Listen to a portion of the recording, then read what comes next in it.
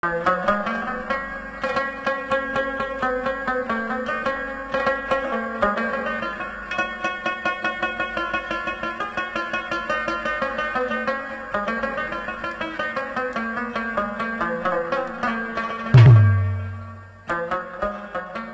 ژمي موسم شروع کېدو سره سم په کلیوال سیمو کې د ګوړې ګاڼې هم روانې شي، چرته چې د غني د رس نه ګوړه تیارولی شي.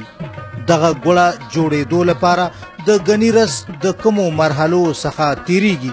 په ګاڼې کې ناست یو زمیندار څه داسې وایي: دا چې مونږ فصل وکړو غني او هغه بیا چې غټ شي نو بس ګاڼې تیروو او دلته چې دی نو دغه لهجه باندې ترې شربت وځي او بیا دې خوا دغه صندوق ترې ډک شي، بیا دې کړي ته راځي، نو دغه چوکمار ورپسې اور بلي، دا 3 غنټې کې پخېږي.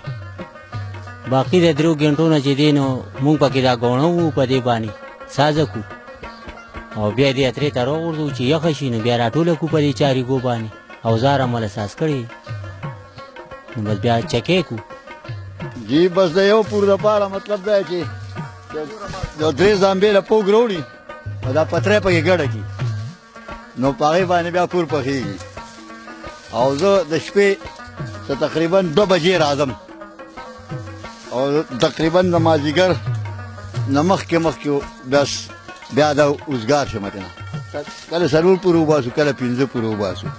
کلیوال سیمو کې د ګوړې ګاڼې نه یوازې د ګوړې جوړېدو مرکز وي بلکې د ژمي موسم کې ګاڼې د حجرې شکل هم خپل کړي، چرته چې د کلي ځوانان او مشران په ګوړه ګوړه کې ګپونه هم لګوي.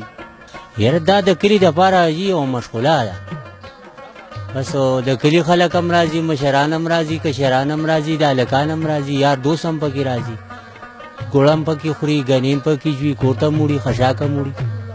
کلیوال سیمو کې ګاڼې نه یوازې د زمیندار د غني د فصل نه د ګوړې جوړولو په ترڅ کې ګټه ترلاسه کولو مرکز وي بلکې ګاڼې د کلیوال ژوند د کلتور په توګه هم پیژندلی شي. احمد علي خان، خبر نیوز، شب قدر.